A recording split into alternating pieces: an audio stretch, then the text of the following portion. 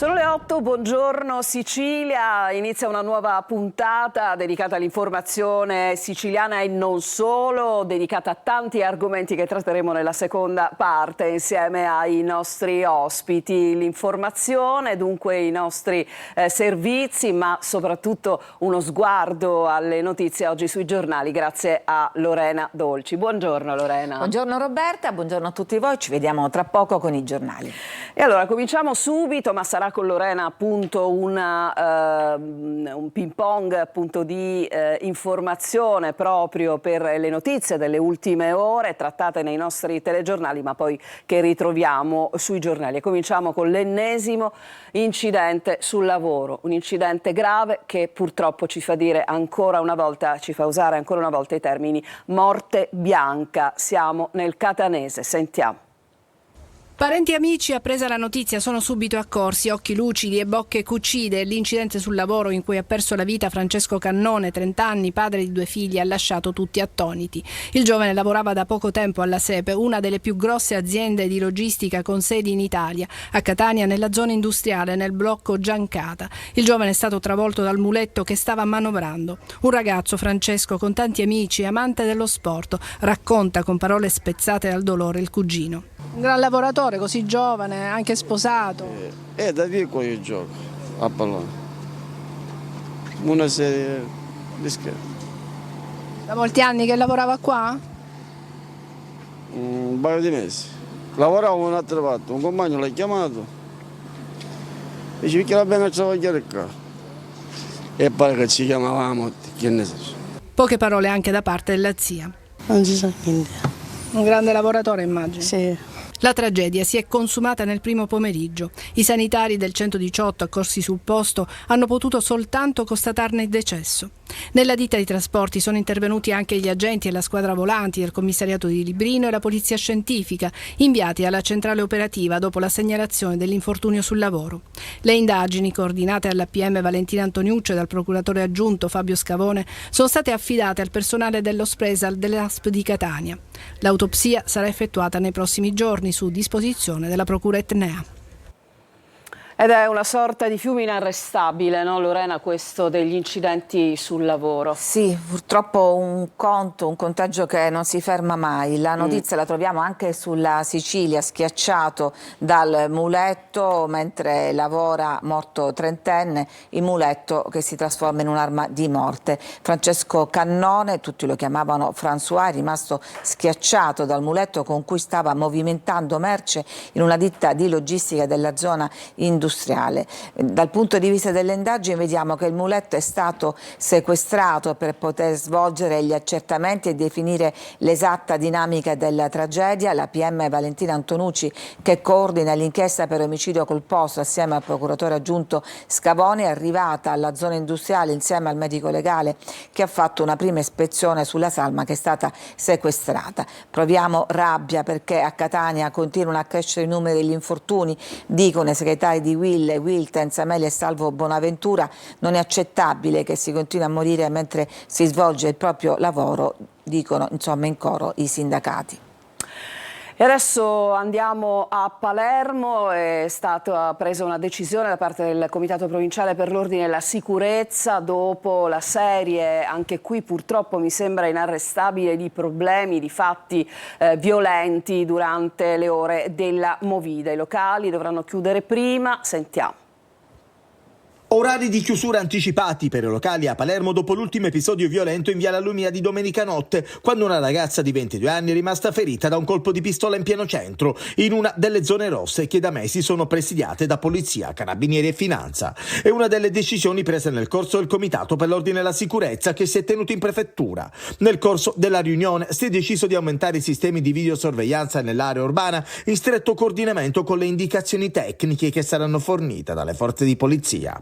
Intanto proseguono a caccia di altri eventuali partecipanti alla rissa e corresponsabili dei fatti le indagini sul ferimento della 22enne, in carcere per ora con ipotesi di detenzione illegale di arma da fuoco e porto abusivo aggravato in luogo pubblico c'è Pietro Graziano di 23 anni. Il giovane interrogato dal PM ha parzialmente ammesso i fatti, sostenendo di essersi difeso, ma la sua versione non ha affatto convinto gli investigatori e gli inquirenti.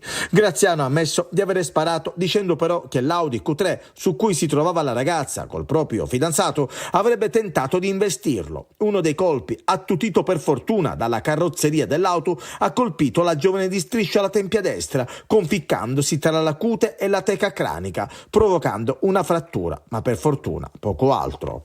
Graziano insiste comunque nella sua versione, avrebbe fatto fuoco, cioè solo perché si sarebbe visto arrivare addosso la macchina. E vedremo se reggerà naturalmente questa versione. Un dato è certo, si prende questo provvedimento, ma basterà, Lorena, chissà.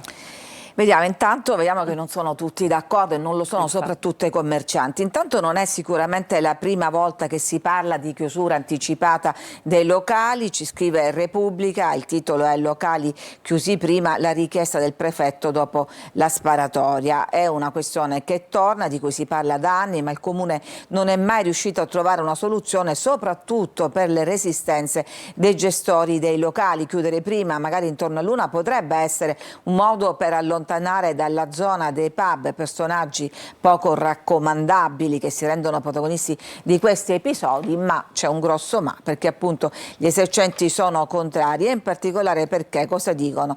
È una decisione che penalizzerebbe Palermo. Che figura ci facciamo con i turisti che in questo modo troverebbero la città chiusa di sera? Per non parlare dei danni economici, dicono altri operatori, gli incassi si ridurrebbero e molti di noi sarebbero costretti a licenziare personale, continua Bonaccorso, senza tra l'altro ottenere reali benefici nell'ordine pubblico. Secondo i gestori dei pub il problema non si risolve anticipando l'orario di chiusura, servirebbero invece maggiori controlli delle forze dell'ordine e presidi fissi nelle aree della movida. La polizia sa bene dove andare e cosa controllare, aggiunge il proprietario di un locale, non c'è bisogno di abbassare le saracinesche a mezzanotte, insomma temono fortissimamente il danno d'immagine, come avete sentito almeno dalle voci raccolte da Repubblica, sono fermamente contrari a questa misura. E adesso ancora le riflessioni che ovviamente si pongono all'indomani del voto alle amministrative in Sicilia. Ballottaggi a parte, ricordiamo, si attendono i ballottaggi ad Agrigento. È certo che c'è un arretramento del centrodestra. Sentiamo. La Sicilia non tradisce e resta sempre il laboratorio della politica, al di là delle dimensioni più o meno grandi delle elezioni. Si era detto che questa tornata elettorale sarebbe stata irrilevante se non fosse arrivata dopo la scoppola del referendum al governo Meloni e prima delle regionali. E se in tutta Italia il centrodestra tiene e non subisce contraccolpi, nell'isola si racconta tutta un'altra storia, quella dei movimenti autoreferenziali che si consolidano come partiti e quella di un campo progressista che approfitta delle spaccature del centrodestra sempre più litigioso per vincere le sue partite. A Messina la sfida era densa di significato. Unica città metropolitana alle urne, con uno scatenato Cateno De Luca che si misurava in vista delle regionali dell'anno prossimo. Vince Federico Basile al primo turno, aumentando del più 10% i voti dell'ultime amministrative, surclassando lo sfidante Marcello Scurria e la sua main sponsor Matilde Siracusano di Forza Italia. Sapere che dopo aver lavorato la tua cittadinanza ti vuole confermare dandoti ancora più fiducia vuol dire che hanno riconosciuto quel lavoro. A Enna il barone rosso Mirello Crisafulli, che ha ancora tatuato il marchio del Partito Comunista, stravince anche senza il simbolo del PD, ma con l'aiutino della Lega e della DC, eppure non sembra contento. Io pensavo di meglio, per la verità, perché è stato tanto il disastro che hanno lasciato questi signori che era evidente che noi avremmo avuto questo risultato. Ad Agrigento sfiora il colpaccio Ismaele Lavardera con il suo movimento controcorrente. Alla prima prova pratica delle urne arriva un centinaio di voti dall'elezione al primo turno del suo candidato Michele Sodano, che totalizza il 39,10% delle preferenze. Al ballottaggio tra 15 giorni troverà Dino Longia, appoggiato da Fratelli d'Italia, Forza Italia, UDC, MPA e Autonomisti, che al primo turno ha totalizzato il 34,7%. È un risultato meraviglioso perché arriva da un partito che non si era mai presentato alle elezioni, ma che subito ha ricevuto affetto e sostegno di una larghissima fascia della popolazione. La lunga corsa verso le regionali del 2027 per i partiti dunque è già cominciata, ma adesso con qualche elemento in più su cui ragionare. E andiamo sui giornali, Lorena.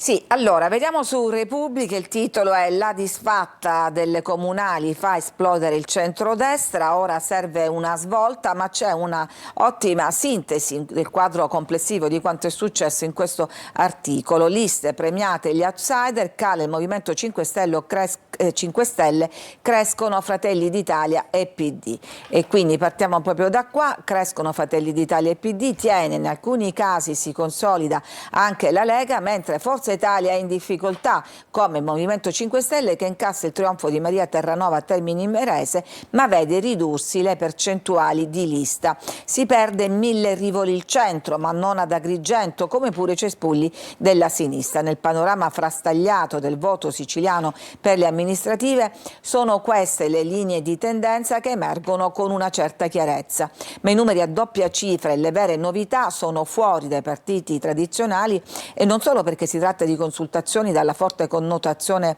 territoriale. Anche i voti di lista portano alla ribalta il duo Cateno De Luca e Ismaele Lavardera, che viaggiano su percentuali superiori al 10% in alcuni centri, e in ogni caso si pongono come realtà a volte meno evanescenti di alcuni partiti nazionali. Nota comune fra simboli vecchi e nuovi è la forza del candidato, che però non sempre finisce per trainare alcuni partiti. E poi chiusura una nota che riguarda un po' le quote rosa, elette 12 sindache su 45 candidate, fra cui appunto a Marsala Maria Andreana Patti, a Termini Imerese Maria Terranova, quindi una folta presenza di sindache al femminile. Allora, dalla politica al calcio, stasera i rossazzurri sono obbligati a tentare l'impresa al Massimino contro l'Ascoli dopo essere stati battuti clamorosamente per 4-0. Dovete lottare fino all'ultimo secondo. Il monito è del presidente Ros Pelligra.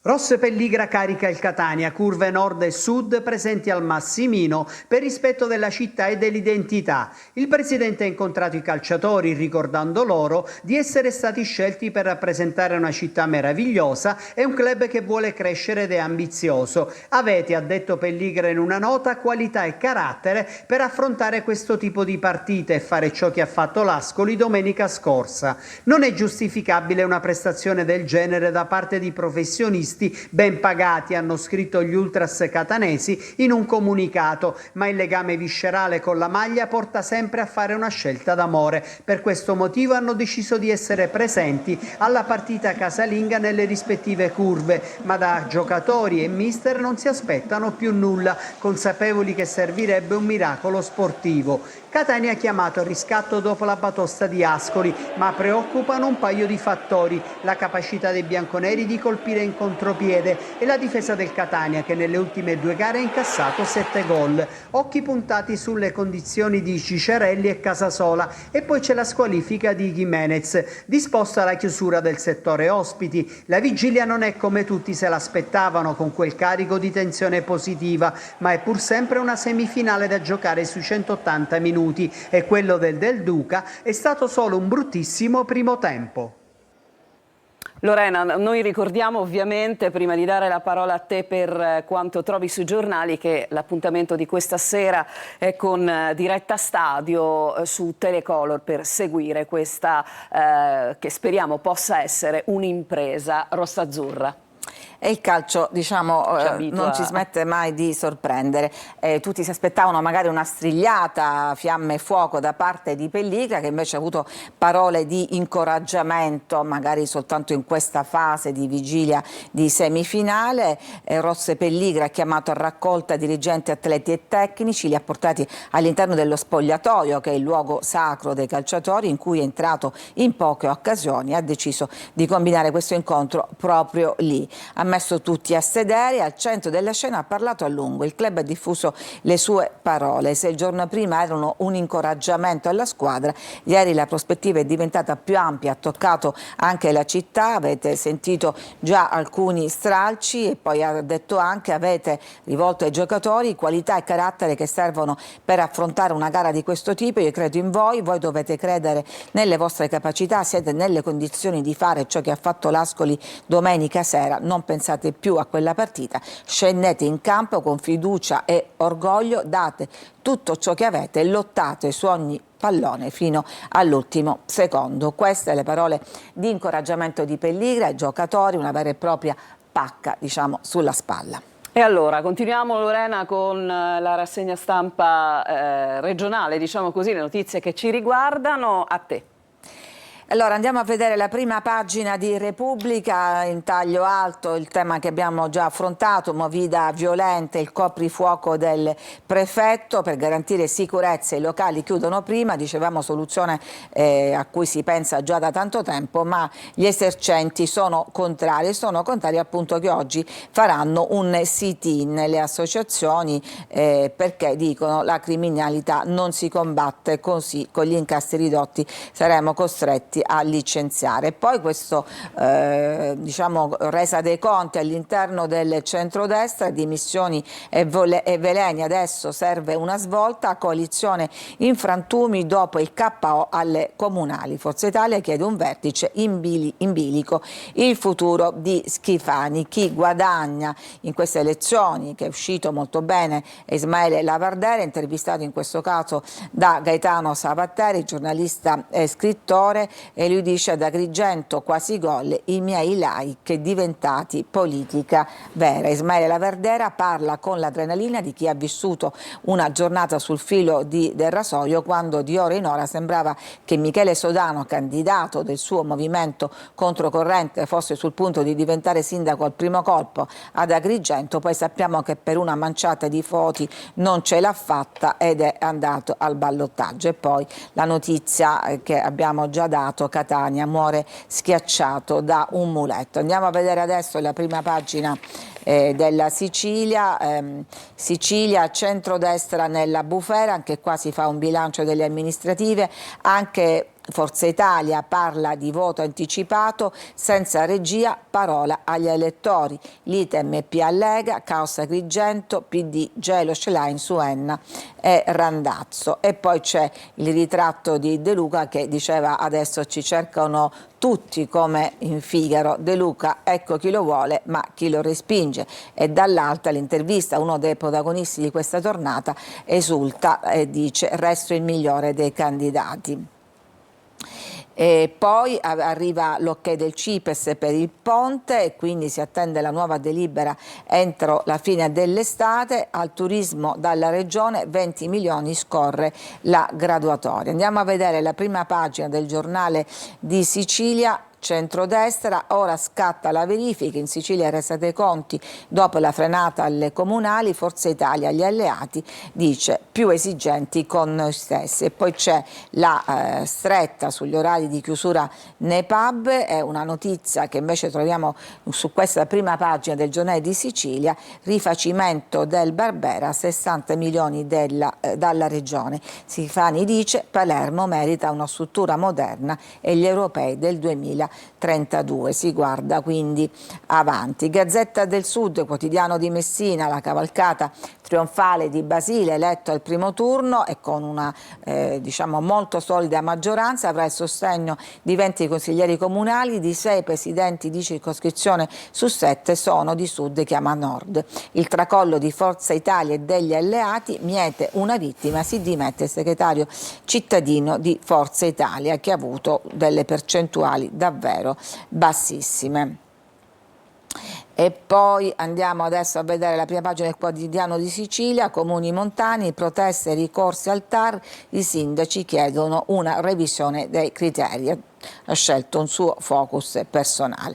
Ma vediamo adesso questo bilancio della tornata elettorale. Sulla Sicilia, maggioranza alla resa dei conti, Forza Italia sdogana il voto anticipato e forse dovremmo ridare la parola agli elettori, lo dice anche il deputato regionale Salvo Tomartio, che sorprende ma fino a un certo punto. Insomma, queste elezioni hanno buttato giù l'ultimo paravento nella maggioranza che si è data appuntamento a dopo le elezioni per un conflitto. confronto sarà ancora più divisa, ancora più nervosa di quella che già si era spaccata all'asse quando il capogruppo di Fratelli d'Italia Giorgio Assenza ammoniva: ritroviamo la dignità o andiamo tutti a casa. E quindi diciamo una crisi che ormai si è fatta evidente. E poi dicevamo il personaggio, dov'è Catena? Ora tutti cercano il Figaro di De Luca perché insomma è uno che insieme alla Verdera, una sorta di outsider, nel senso che c'è il suo partito Sud e chiama Nord, ne è uscito molto molto bene. Andiamo a vedere adesso dall'altra, il PD canta vittoria ma resta spaccato su Enna e Randazzo, il gelo di Schlein. Il segretario del PD Barbagallo dice: consiglieri raddoppiati, ma gli oppositori interni, una frangia interna allo stesso PD, gli dicono fatti da parte, anche perché molti di quelli eletti erano appunto fra i suoi oppositori. Caso Agrigento, Sodano sfiora il colpo, record del voto disgiunto, il candidato sindaco di controcorrente ottiene il 16% di preferenze in più delle sue liste e va al ballottaggio con l'altro candidato Alonge. E poi qui anche sulla Sicilia troviamo la notizia della stretta sui locali notturni della Movida, orari di chiusura anticipati e più controlli, ne abbiamo già parlato. Poi c'è il caso della Timpa. Allora, si era detto sin dall'inizio che era un rogo di origine doloso quello che ha devastato questo polmone verde. Pare sicuro che il rogo sia partito da accumuli di rifiuti dati alle fiamme. La procura aspetta la relazione dei vigili del fuoco sull'incendio per confermare la matrice dolosa. Legambiente dice: fino a 2 anni fa eravamo noi a pulire le sterfaglie, ora la soluzione è istituire in quella zona una vera e propria riserva. Ci siamo occupati per tante settimane della frana di Niscemi, c'è un'altra frana alle porte di Catania, quella che riguarda Motta Sant'Anastasia, altre 2 case da demolire per la frana, un paese che si trova anche questo su una collina fragile. Le verifiche di agibilità ha evidenziato che la zona rossa ha subito ulteriori evoluzioni. Andiamo avanti con altre notizie. Preso trafficante con 2 kg di droga, avrebbe fruttato sul mercato 200.000 euro. E poi ancora altre notizie di cronaca. Oggi sit-in davanti all'istituto da Feltre. È uno scontro tra genitori che chiedono di rimuovere la preside, di rimuovere la dirigente che si difende, non ci sono estremi, resisto, l'assessore dice si faccia il bene dei bambini. E stamattina sarà reso noto un report sui femminicidi che purtroppo vede Catania in testa in questo triste record. Ci fermiamo, a te Roberto. Sì, ci fermiamo, ma giusto per dare uno sguardo al traffico cittadino a Catania, andiamo con le nostre telecamere nel consueto snodo dell'ex Tondo Gioeni, dove ovviamente procedono molto lentamente i veicoli in entrambe le direzioni di marcia, e noi da questo punto di osservazione ci spostiamo su un'arteria, il viale Vincenzo Giuffrida, l'ingresso e l'uscita dalla città, anche qui ovviamente un traffico sostenuto. E ancora un'altra cartolina certamente preoccupante, che è quella del viale Odorico da Pordenone. Eccola qua la consueta coda di auto assolutamente incolonnate e, devo dire, guardando le immagini, anche decisamente ferme, mentre la situazione sull'altra direzione è molto più fluida. L'Etna ci conforta, è certamente una cartolina molto più edificante nella sua bellezza, e la stessa cartolina però ve la mostriamo adesso da un altro versante, che è quello di Taormina. Anche qui, seppure con qualche velatura in più rispetto all'immagine precedente, certamente è un bel vedere. Abbiamo altro dalla regia? Non abbiamo altro, abbiamo solo da fermarci per una pausa e poi torniamo con Lorena Dolci per la seconda parte della nostra rassegna stampa.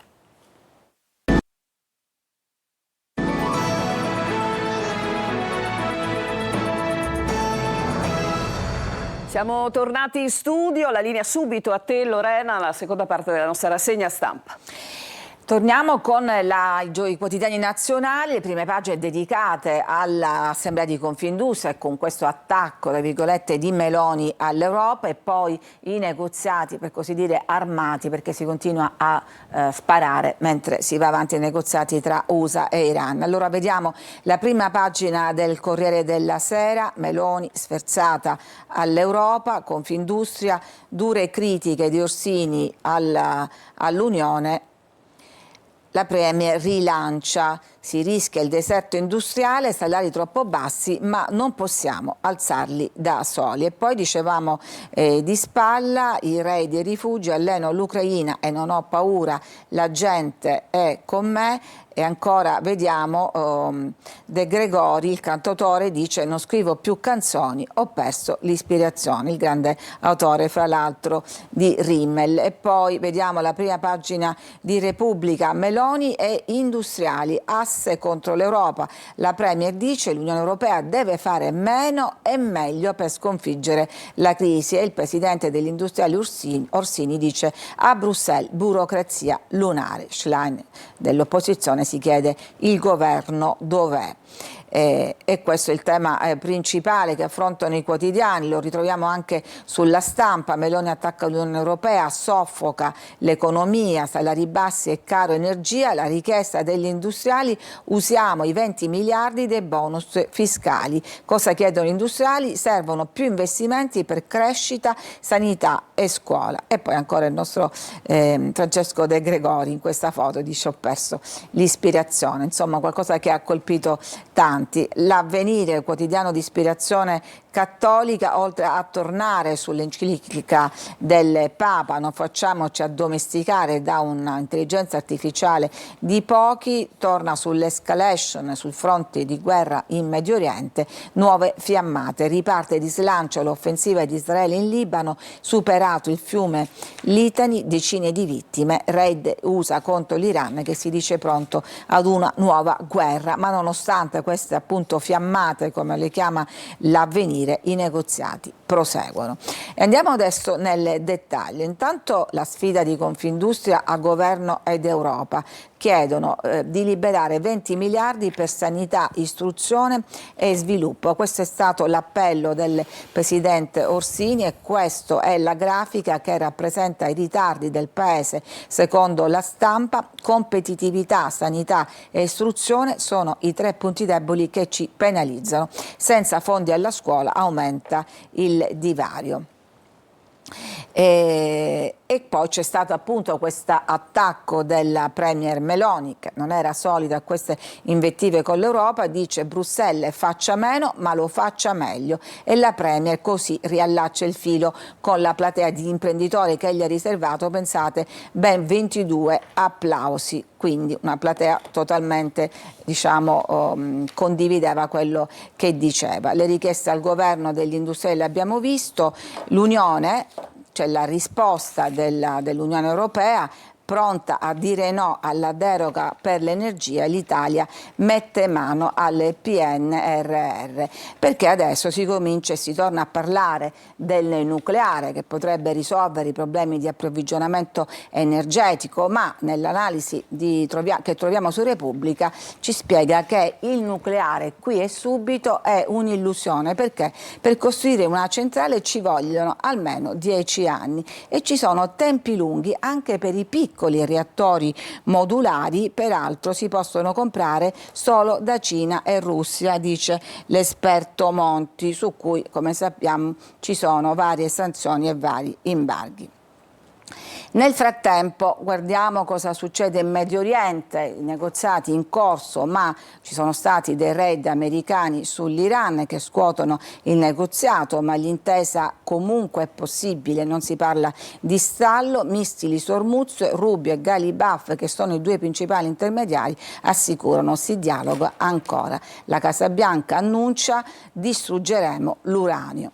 Nel frattempo però la buona notizia è che è la fine del blackout in Iran, dove è ripartita internet. I messaggi increduli: bentornato Iran, via il blocco, ma non si sa per quanto. insomma, circolano di nuovo gli emoticon, gli emoji, una studentessa che si ritrova il modo di scrivere alla fidanzata, ci sono appunto rapporti anche personali, insomma sono ripartite a raffica le notifiche. Ciao, non ci posso credere, gli iraniani sono tornati, o almeno è tornata la loro voce dopo un blackout durato ben 3 mesi, diciamo un oscuramento deciso dal governo iraniano. E intanto, sempre sul fronte medio orientale, Israele avanza in Libano, Trump avverte Netanyahu, niente bombe su Beirut, e la chiamano tregua appunto tra virgolette, perché come abbiamo visto missili da una parte sull'Iran, dall'altra le truppe che avanzano e Hezbollah bersaglia con i droni a fibra ottica il nord di Israele, ma Trump traccia una linea rossa, e cioè niente bombe su Beirut per non creare un'escalation inarrestabile.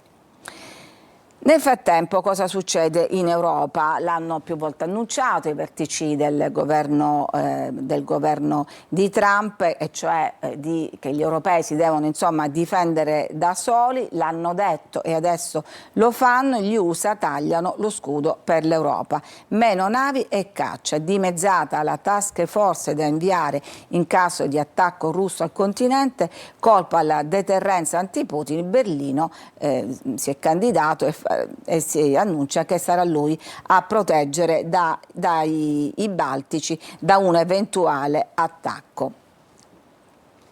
Appunto lo troviamo anche sulla stampa, la NATO rafforza il fianco est dell'Europa, la von der Leyen ha incontrato a Vilnius i presidenti di Estonia, Lettonia e Lituania. La Russia ci sta mettendo alla prova. Sono i paesi in cui c'è più paura, visto il lunghissimo confine che li separa dalla Russia, la grande paura dei Baltici, tra droni e guerra ibrida, così Mosca intimidisce l'UE. Naturalmente parliamo di paesi che hanno fatto parte per tanti anni dell'ex Unione Sovietica. Ma torniamo in Italia con l'analisi della tornata, che ovviamente delle amministrative, che riguardava anche tante città in Italia, i voti persi del referendum, dove tutti, vista la vittoria schiacciante del centro-sinistra al referendum, pensavano di poterli incassare anche in questa tornata amministrativa. Così non è stata, un 5 Stelle su 2 per Venturini, che così vince al primo turno. Voto, la fuga dalla Lega al nord, è già finito l'effetto referendum, e l'analisi anche che troviamo sulla stampa. Dal Piemonte al Veneto, passando per la Toscana, il Carroccio registra un netto calo. Secondo gli analisti non c'è stato però nessun significativo travaso di voti tra centrodestra e centrosinistra. Sono un po' quelle elezioni in cui all'indomani tutti dicono che hanno comunque tenuto in qualche modo la coalizione. E poi c'è una notizia che portano i giornali nazionali, ma che ci riguarda da vicino. Parliamo della strage di Ustica, l'appello dei familiari alla vigilia dell'udienza che potrebbe mettere la parola fine all'inchiesta. I familiari delle vittime lanciano un nuovo appello. Cosa dicono? Continuate a indagare sulla strage di Ustica, la verità non si archivia. È la famosa strage del 1980, quando il volo dell'Italia scompare dal radar mentre sorvola il Tirreno, una tragedia che è costata la vita a 81 persone, un grande mistero ancora irrisolto. E appunto domani ci sarà questa sentenza conclusiva. E poi torniamo a parlare, ne parlano tanto i giornali, dell'enciclica del Papa dedicata a tanti argomenti, fra cui però una grande parte dedicata all'intelligenza artificiale dal Papa, cioè da Prevost, l'argine contro Thiel. Thiel è uno dei grandi magnati delle aziende delle aziende di alta tecnologia, i cosiddetti high-tech, che sono anche i miliardari estremisti della Silicon Valley, che guardano ad un transumanesimo. Con Magnifica Humanitas, Leone XIV indica la via per cercare di costruire un'intelligenza artificiale che sia utile all'uomo a sua misura, che non diventi ingovernabile torre di Babele digitale. Ma l'enciclica di Papa Prevost ha anche il valore di un poderoso argine. Dopo aver reagito con parole chiare all'aggressività di Donald Trump e il suo spregiudicato concetto di guerra giusta, il pontefice, che tra l'altro è laureato in matematica, sfida un'entità ancora più potente del presidente USA, la Silicon Valley e la sua ideologia. Non una sfida al progresso tecnico-scientifico, ma il rifiuto del paradigma secondo cui l'efficienza diventa misura del valore. Una sfida complicata, ma a cui il Papa non si sta sottraendo, e proprio per evitare che le prossime generazioni diventino schiavi digitali. Chi sono gli schiavi digitali? Dai radar ai data labor, cioè quelli che devono addestrare le intelligenze artificiali, ai minatori che estraggono terre rare. Così l'economia dell'intelligenza artificiale ha creato un nuovo popolo di sfruttati. Ci fermiamo qua, a te Roberta. Grazie Lorena, ritroveremo Lorena nella parte conclusiva della nostra trasmissione di oggi. Ci fermiamo, poi andremo a occuparci subito della situazione un po' particolare in questo momento del Parco dell'Etna. A tra poco.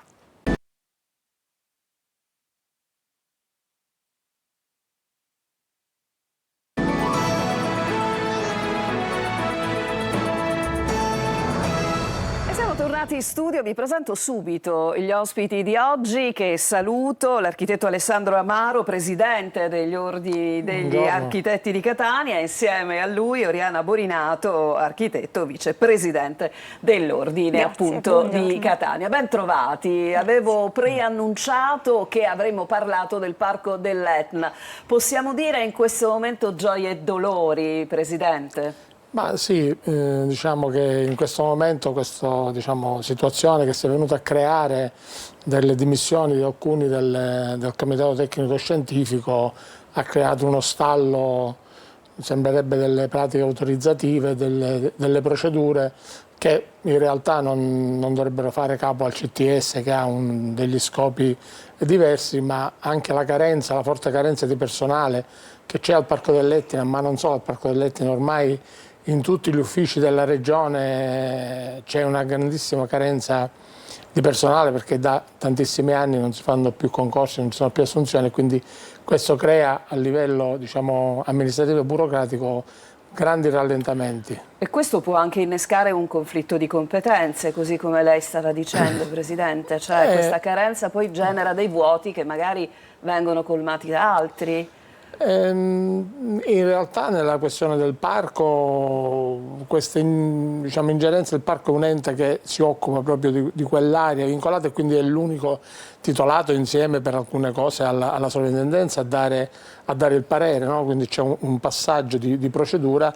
È ovvio che se la parte autorizzativa del parco si blocca, nulla si può fare. Abbiamo visto come anche questa gara che era prevista è rimasta bloccata. Ecco, lo diciamo, c'era prevista proprio l'Etna Marathon 2026, che in questo momento è in fase di stop, c'è un rinvio a settembre o qualcosa del genere, però è chiaro che rinviare una cosa come questa significa che c'è oggettivamente un problema, è vero, architetto? Certo, è un problema a livello territoriale. Ricordiamo che il Parco dell'Etna, a corona del parco ci sono 20 comuni, certo, che insistono su una quota di circa 15.000 ettari su 59 del parco, quindi c'è una comunità locale che vive di identità anche turistica, e bloccare il parco oggi significa creare fragilità nel territorio e quindi vulnerabilità. Allora, 5 su 9, lo spieghiamo un po' meglio al nostro pubblico: componenti del Comitato Tecnico Scientifico in questo momento sono fuori, ma è chiaro che quando succede una cosa del genere c'è un motivo, certo, le cose non accadono per caso. Possiamo cercare di far capire al nostro pubblico qual è il contenzioso in qualche modo di questo, Presidente? Ma da quelle che sono le notizie che ho avuto, in pratica c'è una questione di procedure autorizzative. In realtà il CTS non si dovrebbe occupare di autorizzare le pratiche di qualsiasi tipo, cioè dal muretto a secco alla ristrutturazione, ma dovrebbe entrare invece in quelle che sono le indicazioni generali di come andrebbero inquadrati gli interventi sull'Etna, no? E all'interno del parco. In realtà è diventato, diciamo, è stato un organo che praticamente sostituisce un po' i funzionari, quindi sono visti caricati su queste pratiche che in realtà dovrebbero fare i funzionari, che però essendo in una carenza, quindi c'è diciamo, questa situazione. Il CTS d'altra parte anche l'anno scorso non era, perché è stato sì, è stato con decreto da poco diciamo, rinominato. L'anno scorso il CTS non c'era, eppure la gara che è stata diciamo, spostata è stata autorizzata, quindi c'è praticamente una questione interna che per quanto riguarda noi ordini interessa poco, cioè non interessa il fatto che l'ente funzioni e che il parco dell'Etna non sia, e l'ente parco dell'Etna non sia una struttura che ingessi il parco, certo, ma in realtà dovrebbe essere una struttura che rilancia il parco, quindi lo renda vivibile, utilizzabile, fruibile, così come avviene in tanti parchi diciamo d'Italia, no? Del resto d'Italia, dove si fanno tante iniziative e diventa un volano diciamo, per tutto il territorio. E naturalmente la tutela è fondamentale e di questo credo, allora l'interesse alla tutela credo che sia di tutti, no? Certo. Di tutte le parti attrici coinvolte, ma poi insieme alla tutela vanno integrate la prevenzione, la possibilità di mettere al centro il territorio, certo, anche come polo di attrazione turistica, e certamente bloccarlo non fa bene a nessuno. È possibile una vera integrazione di tutti questi fattori? Certo. Allora, intanto partiamo dal fatto che il CTS è un organo consultivo. Che cosa fa esattamente? Orienta, okay, orienta le decisioni del parco, non si sostituisce al parco, ma su grandi tematiche ambientali, tematiche di ordine territoriale, di dissesto sismico, non sull'ordinario. Quindi quando un CTS è solido, perché è solida la struttura che lo genera, le idee e la direttiva è forte sul territorio. Se invece si sgretola, così come sembra stia avvenendo, come è già avvenuto, il parco perde la sua potenza territoriale, la sua grandezza territoriale, questo che ha. Noi consideriamo che il parco dell'Etna è un bene l'Etna unico e irripetibile ed è anche patrimonio dell'UNESCO. Il primo obiettivo del parco è la tutela, indubbiamente, ma oltre questo c'è una progettazione e una direzione forte, continuativa, a lungo e a medio termine, soprattutto come parco dell'Etna, come istituzione di parco dell'Etna. Allora, Presidente, però, come giustamente lei diceva, noi siamo l'Ordine degli Architetti. Che cosa auspicate, che cosa chiedete per in qualche modo anche dipanare un attimo questo problema? Sicuramente che diciamo, ognuno che ha la direzione del parco faccia il suo compito e il CTS faccia quelle che sono le competenze che gli vengono date dalla norma e dal decreto di nomina. Che ci possa essere un potenziamento del personale, perché ormai, come dicevo, è una necessità che non è soltanto del Parco dell'Etna, ma se pensiamo alla sovrintendenza, al Genio Civile, dappertutto c'è una grande carenza. Diciamo, l'ultimo concorso dell'89, quando anch'io tra tanti altri entrammo in questo mega concorso della Regione, e quindi all'improvviso al Genio Civile per esempio entrarono 200 tecnici e allora si ebbe oggi, dopo 35 anni, tutti o quasi tutti sono andati o stanno andando in pensione, quindi l'ufficio si ritrova come era 35 anni fa con pochissimo personale, quindi questo è fondamentale. Sul tema Parco dell'Etna che voglio, in quanto Ordine degli Architetti, puntualizzare una cosa particolare. Né nel CTS, né il direttore, né i funzionari che sono là dentro, nessuno di questi è un architetto. Ah, e che sono? Hanno altri titoli. No, così era hanno una altri curiosità. titoli, c'è chi è agronomo, chi è... ma non c'è un architetto, nemmeno nel comitato tecnico scientifico. E questo credo che sia una cosa che poco abbia a che fare con proprio questo tema, perché diciamo, chi più degli architetti si occupa di paesaggio, tenuto conto anche che all'interno del nostro ordine non c'è solo la figura dell'architetto, ma ci sono più figure, c'è il pianificatore, c'è il paesaggista, c'è il conservatore, quindi e lei fa bene a dirlo, avere un ente che si occupa di paesaggio, di tutela e non esserci nemmeno un architetto, diciamo, una cosa un po' stride, come accade in tanti altri, diciamo, uffici, perché la regola che oggi ha la Regione non è quella di guardare, oltre alla qualifica di essere dirigenti, qual è la competenza, ma siccome si è dirigenti si può andare a fare dal medico al sovrintendente, al capo del genio civile, magari ci metteranno qualche giorno un avvocato che dovrebbe un po' dare indicazioni su come si interviene sugli edifici in cemento armato per le zone sinistre. Quindi questa è un'altra cosa importante che all'interno degli aspetti della Regione non viene valutato, nel senso che si va in base alla qualifica. È dirigente, può dirigere. È dirigente, può dirigere. Allora, voglio chiedervi una cosa, ha a che vedere anche con la gestione, una qualche come dire, difformità di vedute sulla tematica dei vincoli, ammesso che questa possa afferire a un CTS? No. No, il vincolo non deve essere considerato come un momento di immobilismo del territorio. Il vincolo è una prescrizione che deve essere diciamo, mantenuta e perseguita, perché è fondamentale per un territorio così vivo quale il Parco dell'Etna.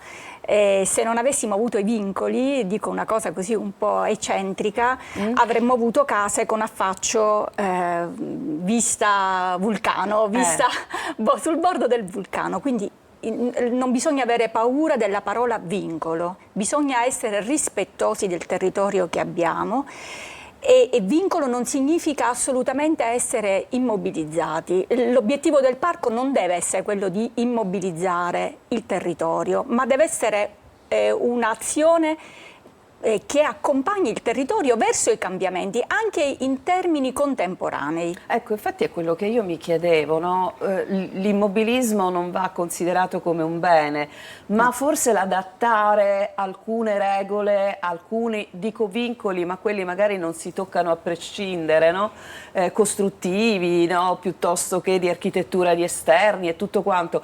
Secondo voi è plausibile in questo tempo storico? Cioè andrebbe in qualche modo revisionata qualcosa anche per il tempo che viviamo? Ma se noi guardiamo quello che accade in altre aree d'Italia, noi per esempio l'anno scorso è stato fatto, credo l'anno scorso, una mostra degli interventi di architettura contemporanea fatti dagli architetti dell'Associazione dell'Arco Alpino, quindi parliamo della catena Monte delle Alpi, quindi tutto più parco di quello, e lì tutti i progetti che noi abbiamo visto erano tutti progetti di architettura contemporanea che bene si integrano o si integravano col parco, quindi questo non vuol dire che non si possa fare o realizzare anche architettura contemporanea all'interno del parco, invece di, come io dico, fare le costruzioni così come erano, copiandole, che poi diventano dei falsi storici, no? Perché non è la casa, anzi quello poi dopo un po' di tempo si confonderà tra quello che realmente era antico e quello che è stato ricostruito da poco ed è simile all'antico. Non avrà un'identità. Non avrà una vera e propria identità. Quindi è ovvio che anche il contemporaneo può essere fatto con determinate modalità progettuali che si integrano perfettamente col nostro territorio. Allora, noi siamo in chiusura di questo spazio, vi chiedo un'ultima battuta su cosa dobbiamo attenderci, se ci sono dei passi imminenti che verranno compiuti nell'ottica che vi augurate, naturalmente, Presidente. Ma io spero che intanto l'assessore al ramo provveda, diciamo, a ricostituire quello che è il CTS, o se queste dimissioni, non so come in qualche modo potranno rientrare. Sicuramente all'interno del parco bisognerà risolvere questa problematica che ha portato alle dimissioni dei componenti del CTS, perché se non si derime quello, anche un nuovo CTS poi potrebbe fare, diciamo, la stessa fine e quindi ulteriori, quindi questo è fondamentale. avere delle regole precise e sicuramente far sì che il parco possa in qualche modo velocizzare anche le procedure, ma questo noi ce lo auguriamo non solo per il parco ma per tutti gli altri enti e gli uffici con cui i professionisti si confrontano ogni giorno. Grazie davvero, buon lavoro Grazie all'Ordine degli Architetti della provincia di Catania, grazie per aver condiviso, no, anche questa tematica che poteva sembrare anche un attimo complessa, ma siete stati davvero molto molto bravi a farla arrivare al nostro pubblico. Grazie ancora, noi ci fermiamo per il meteo e torniamo parlando di un festival meraviglioso che si svolgerà a Salina, già l'avete compreso. Torniamo.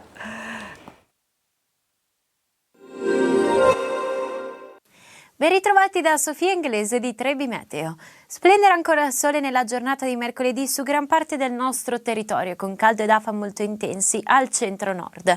Da segnalare dal pomeriggio sul nord-est la possibilità di qualche sporadico temporale. Sulla Sicilia sarà una giornata all'insegno del sole, salvo per un po' più di variabilità nelle ore pomeridiane sui settori interni, con la possibilità di qualche debole ed occasionale piovasco.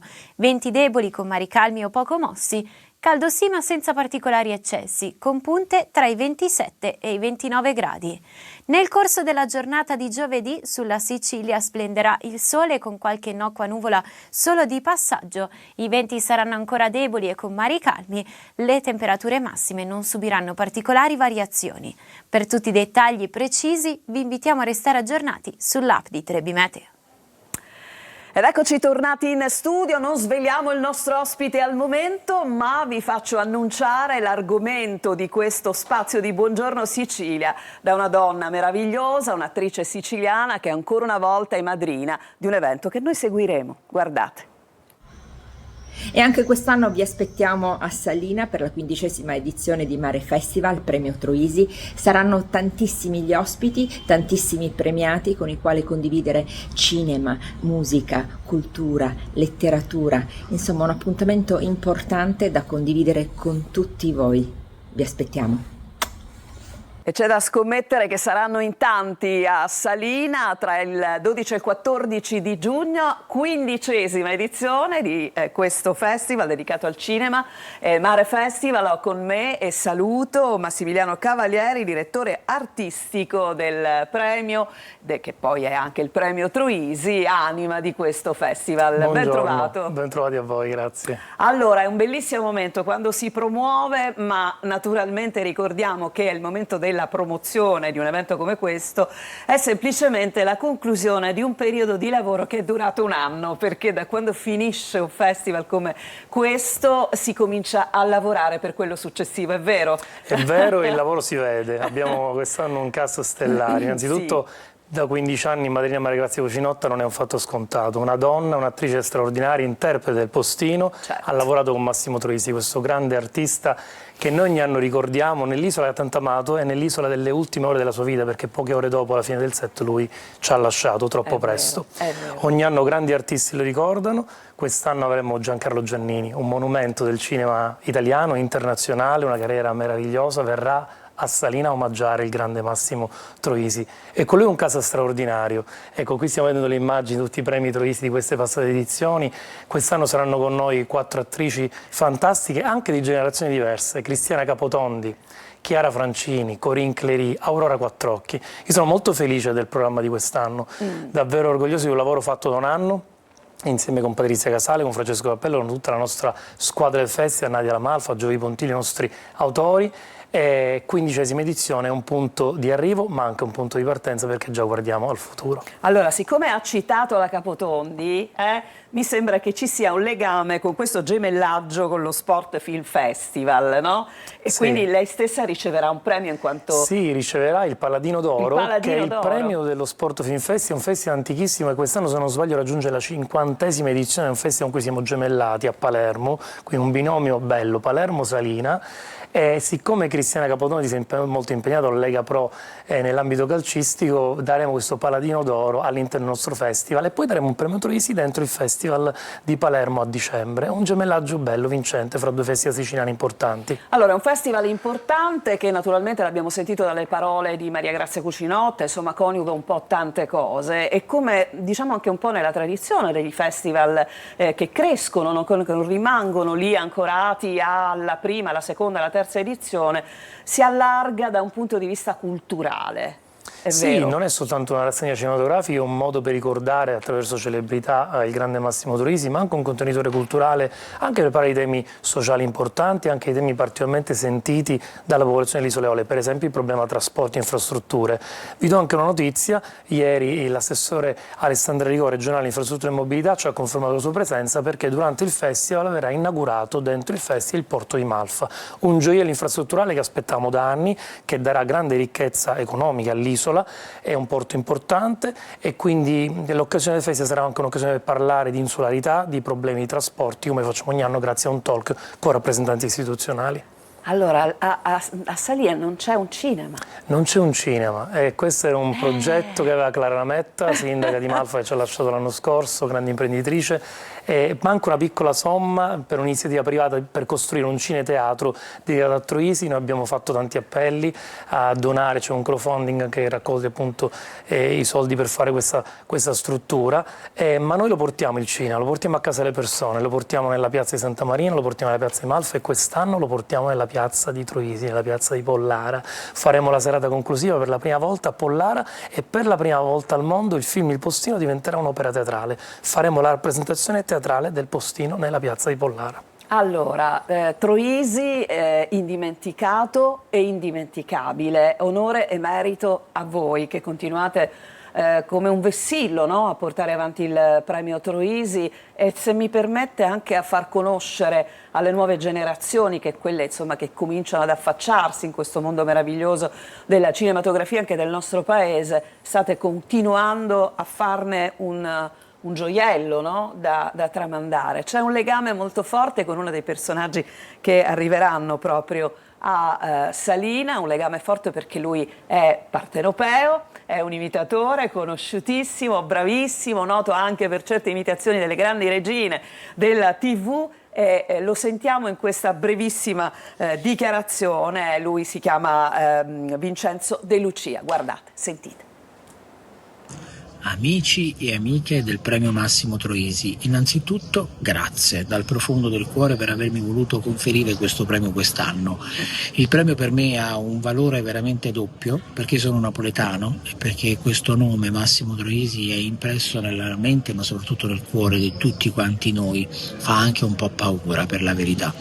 Io vi ringrazio ancora tanto. Non vedo l'ora di essere lì quella sera, in quella che sarà una cornice, sicuramente Salina sarà la ciliegina sulla torta e quindi ancora grazie per avermi concesso questa opportunità di essere con voi, tra di voi e ricevere questo premio.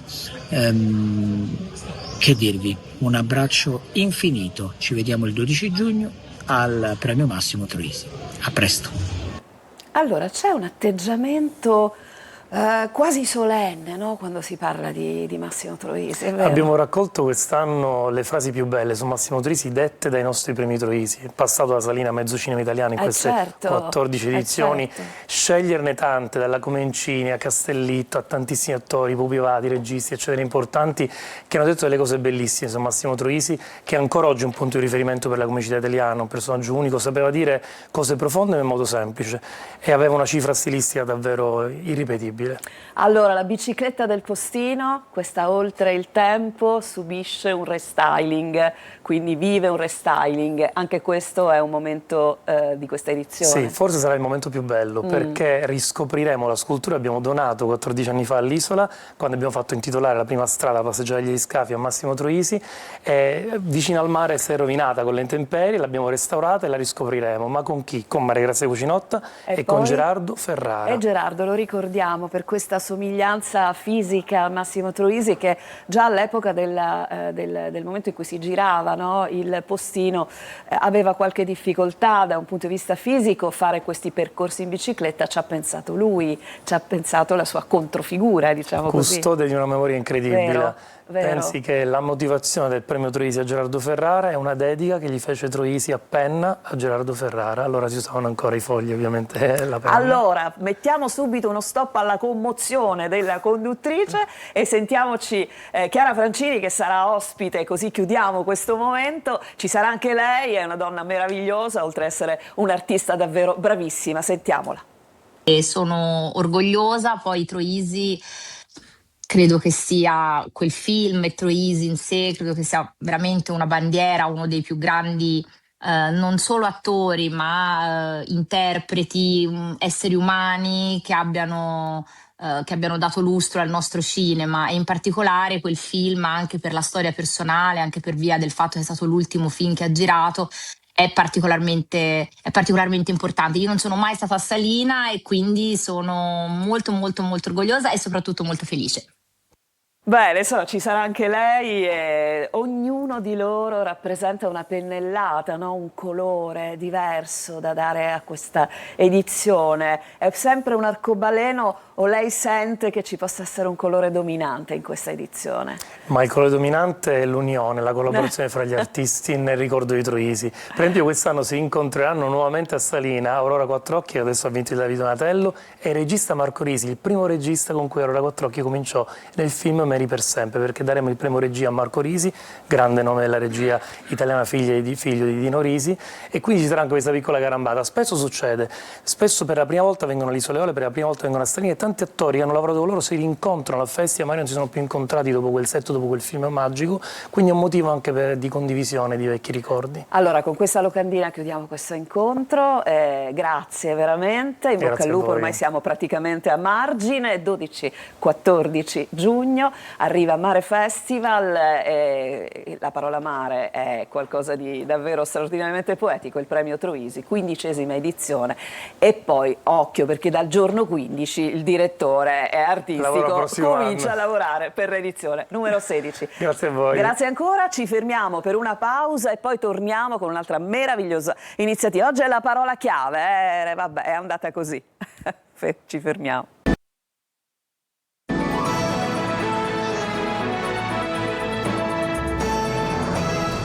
Ed eccoci qui per un altro momento di Buongiorno Sicilia. Io saluto subito il mio ospite, il professore Alessandro De Filippo, docente del corso di cinema all'Accademia delle Belle Arti di Catania, ma anche regista e, tra le altre cose, ideatore di una iniziativa davvero molto singolare, molto bella, Appunti per un film sul Benin. In realtà è una mostra fotografica che nasce proprio dalla realizzazione di un docufilm all'interno di un orfanotrofio appunto nel Benin. Ci racconti come nasce tutta questa iniziativa? Allora, io collaboro con delle ONG, in particolar modo in Benin ce n'è una molto interessante dal mio punto di vista, che si chiama Anan. Anan in linguaggio significa ponte. È stata fondata da un'italiana, sono andato a trovarla e mi ha portato in questo orfanotrofio di Quande. Lì ho deciso che sarebbe nato questo documentario. È un orfanotrofio che si trova in una regione povera del Benin, che si chiama Atacora, e nella stagione secca è una realtà che ha problemi idrici e una serie anche di problemi di carattere economico. Nonostante questo, probabilmente è il posto dove mi sento più pieno di energie, dove i sorrisi, il benessere proprio diventa tangibile. E allora ho deciso di voler raccontare questa realtà. C'è stata la possibilità, grazie al PNRR, Cifabit, vinto dall'Accademia di Belle Arti, di finanziare il documentario, e così siamo partiti. In realtà, quindi, io conoscevo già questo luogo e avevo già fotografato questo luogo per fare dei sopralluoghi. E poi durante le riprese ho fatto degli altri scatti. che sono un po' di backstage. Il documentario è un documentario partecipativo e quindi è una cosa molto bella questa, ed è la caratteristica che non si aspetta chi forse non pratica, non mastica la materia, no? Partecipativo, che significa che proprio i ragazzini, i bambini di questo luogo erano loro a filmare. Sì, noi siamo andati lì con 2 telecamerine, abbiamo insegnato loro ad utilizzarle e loro da oggetti di rappresentazione diventano soggetti di rappresentazione. Questo è un passaggio estremamente interessante, perché l'autorappresentazione significa emancipazione. Che cosa, posso chiederle, che cosa era oggetto di attrazione per loro? Perché magari appunto noi che guardiamo dall'esterno possiamo voler riprendere determinate caratteristiche, invece loro che vivevano quella situazione, quella condizione, cosa riprendevano della loro vita? Ma loro in realtà riprendevano il loro mondo. Noi abbiamo fatto dei giochi partecipativi, appunto, come funzionano in questo genere di documentari, per cui andavamo a scoprire il loro villaggio con il loro sguardo. La tessitrice o l'ambulante, andare al mercato, tutto diventa nuovo attraverso questo strumento che è la telecamera, la piccola telecamera digitale. E io ho lavorato insieme a degli studenti, quindi ho portato lì 2 studenti, una faceva l'operatrice, Eleonora Randazzo, e un altro faceva il suono, Davide Ferro. La cosa che a loro interessava di più è stato creare una relazione, quindi giocare insieme. Abbiamo fatto, non so, un laboratorio di braccialetti. Abbiamo fatto la partita di calcio, abbiamo fatto tutti quei momenti che permettono di incontrare identità che altrimenti sarebbero distanti. Quindi loro sono stati però, mi hanno aiutato tanto a scoprire dei particolari che magari chissà il vostro occhio non avrebbe visto, e quindi è stata un'integrazione importante. È una tecnica che lei già ha utilizzato, che insegna? Sì, è una tecnica che mi piace moltissimo perché apre il documentario all'incontro, alla relazione umana, che per me è la cosa più interessante. Io normalmente mi occupo, ho uno sguardo antropologico nel documentario, cioè la mia idea di documentario è quella. E quindi in questa maniera si riescono a costruire delle relazioni molto umane, prima di tutto, che poi diventano rappresentazione. Allora, e arriviamo a quello che è il percorso, no, di tutta questa iniziativa. Per come si arriva poi alla mostra fotografica, che peraltro verrà inaugurata giorno 29, dove esattamente? 2 Lab. 2 Lab, quindi a Catania al 2 Lab. E come si è arrivato a questi 29 scatti che vengono ovviamente raccontati in questa mostra? Allora, io insegno anche storia della fotografia e del reportage. Durante le lezioni spiego come si realizza un reportage, che chiaramente è un racconto. Il reportage sta a metà tra la documentazione fotografica e il giornalismo, in realtà. Si deve costruire una storia. Allora, quello che ho voluto fare alla fine delle mie lezioni è stato scegliere degli studenti e portare loro un numero esorbitante di fotografie. Ne ho stampate 163 e ho detto: adesso voi scegliete voi, costruite una storia. Adesso sono fatti vostri. Esatto, costruite una storia. E che storia ne è venuta fuori? È venuta la storia che è uno sguardo di ventenni su un mondo che loro conoscono solo attraverso del relato, attraverso le parole dei racconti fatti a lezione. E quindi inizialmente si è ragionato sul superamento degli stereotipi, per esempio. Ed è stato un lavoro estremamente interessante. Mettere insieme, cioè far dialogare come vasi comunicanti la ricerca e la didattica. Questo è un obiettivo che l'Accademia realizza, secondo me, nel migliore dei modi.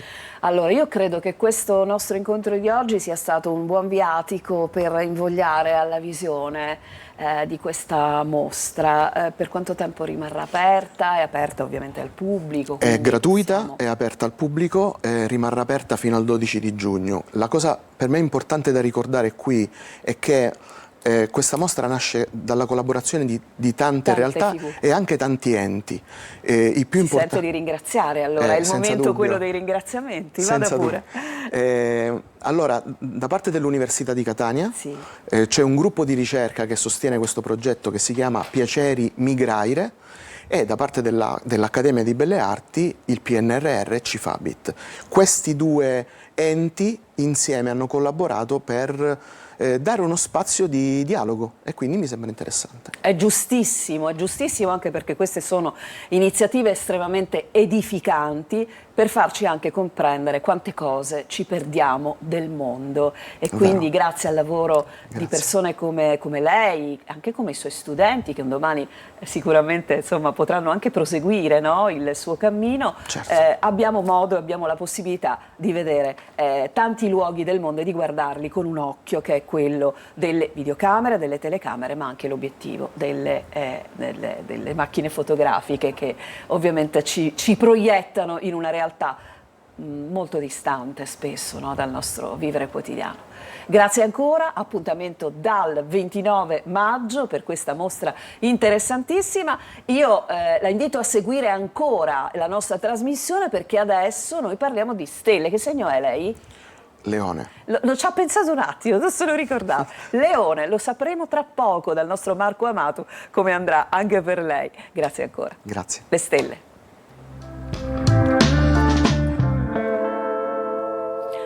Ed eccoci pronti, allora Marco, segna, metti un appuntino, un asterisco sulla parola leone, poi ce la spiegherai forse poco meglio. Come stai? Buongiorno.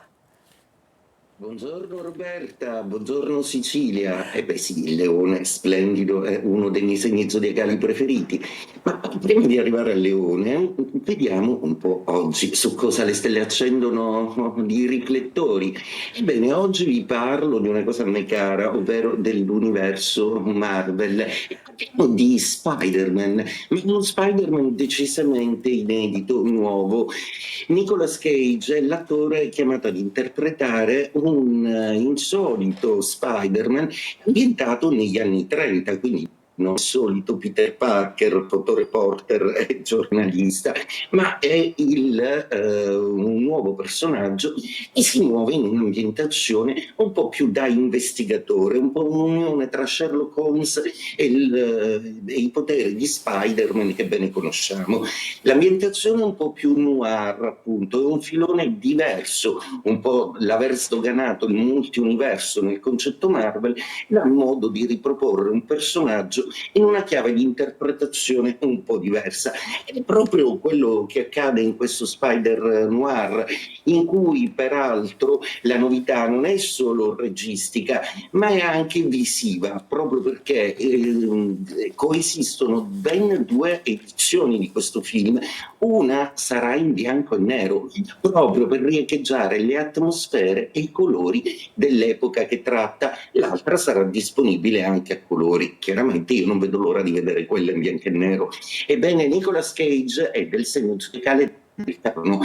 Il Capricorno è il segno del tempo, del passato, un po' anche dell'antiquariato, se vogliamo, della filosofia, è diacronico per sua natura, per cui è capace di attraversare il tempo come il fratello zodiacale Acquario in una maniera non convenzionale. Quindi quale migliore segno zodiacale per questo? Fermo restando che personalmente penso che Nicolas Cage sia il più affascinante bruttino degli attori hollywoodiani. Ma ora andiamo a vedere cosa dice il cielo di oggi.